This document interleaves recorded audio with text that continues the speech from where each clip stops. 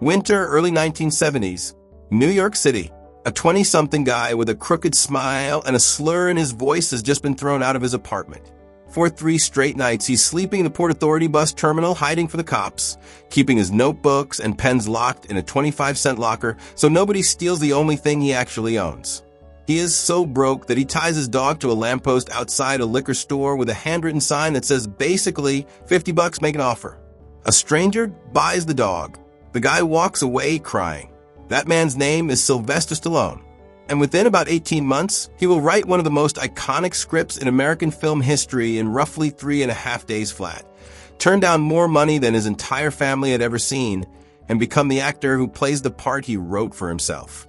Everybody knows the Rocky story in outline. Underdog writes his own shot. Tonight, we're doing the actual footage, the takes that got cut from the highlight reel. Because his real life is funnier, stranger, and occasionally a lot more disturbing than the inspirational poster version. Here's the thing about Stallone that people forget.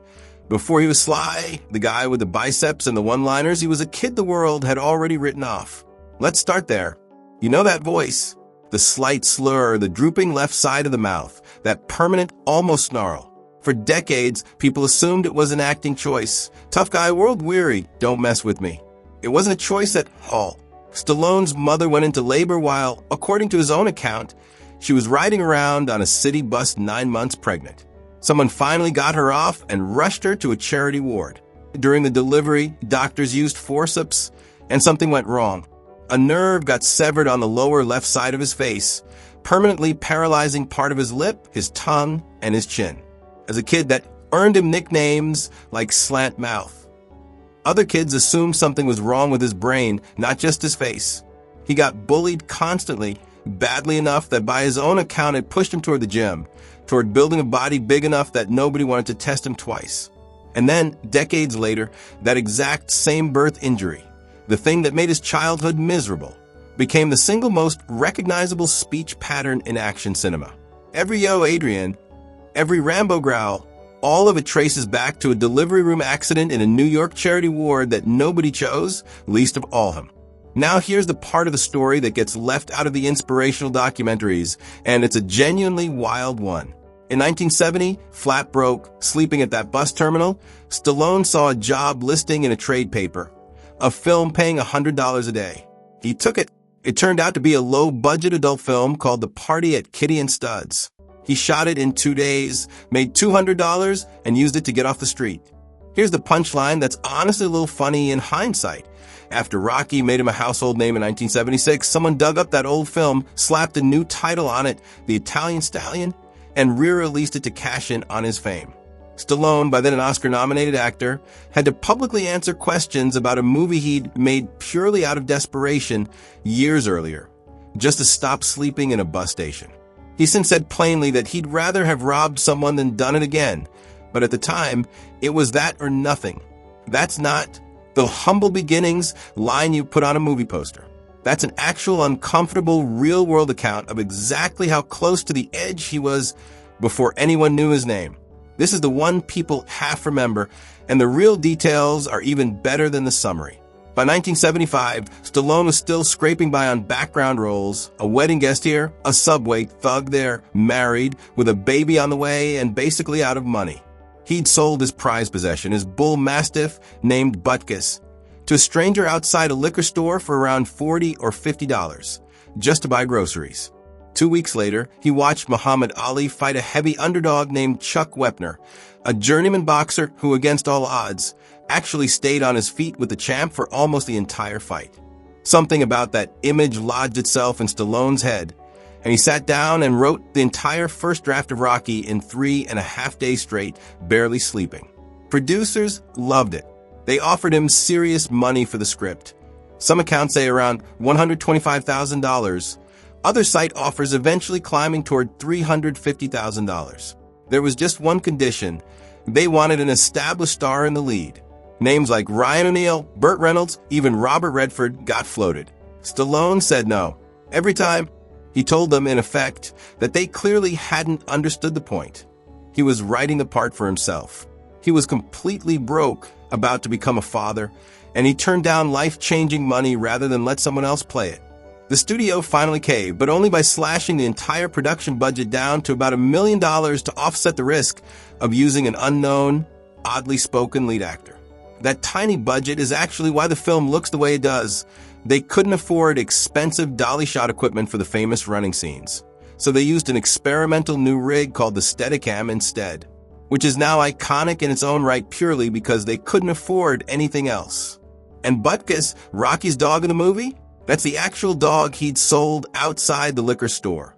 The moment his first paycheck came in, Stallone tracked the man down and bought him back for $15,000 because the new owner knew exactly how much that dog meant to him and charged accordingly. Fast forward a decade. Stallone is now one of the biggest stars on the planet, writing and directing his own movies, and by Rocky IV in 1985, he's decided the fight scenes need to look completely real. So he asks his co-star Dolph Lundgren, an actual karate champion built like an industrial refrigerator, to stop pulling his punches and really connect. Lundgren obliged. One hit landed square on Stallone's chest with enough force that his heart slammed directly into his own breastbone. He didn't feel much in a moment, adrenaline cameras rolling. But that night his blood pressure spiked to around 260, his heart began to swell, and he was airlifted to a hospital and placed in intensive care for several days. At one point apparently under the impression, in his own words, that he might soon be talking to angels. Think about that for a second.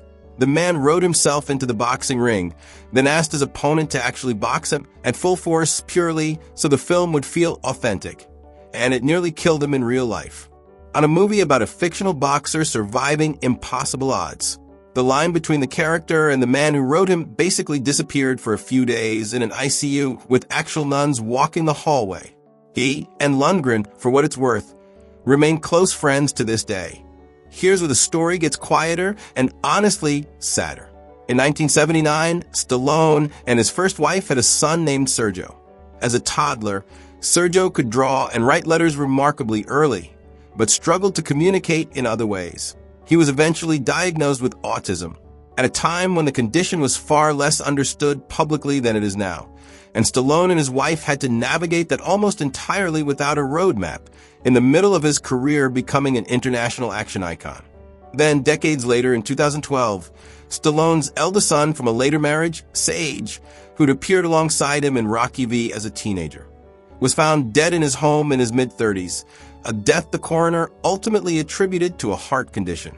Stallone rarely discusses it publicly in detail, and when he has, it's been with a kind of blunt, exhausted honesty rather than any polished grief narrative.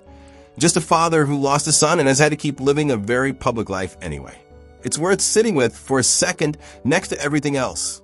This is a man whose entire public persona was built on invincibility. Rocky Rambo, the guy who takes the hit and gets back up, quietly carrying two of the heaviest things a parent can carry off camera, while the rest of the world kept asking him to be indestructible on screen. So here's the actual Sylvester Stallone underneath the montage music, a kid whose voice was shaped by a doctor's mistake in a charity ward. A broke 20-something who took off his clothes on camera for $200 just to stop sleeping at a bus station. A man so certain of his own story that he turned down life-changing money rather than let someone else play it. A director who nearly died proving a punch could look real. And underneath all of it, a father who buried a son and spent decades quietly raising another with a disability nobody around him fully understood at the time.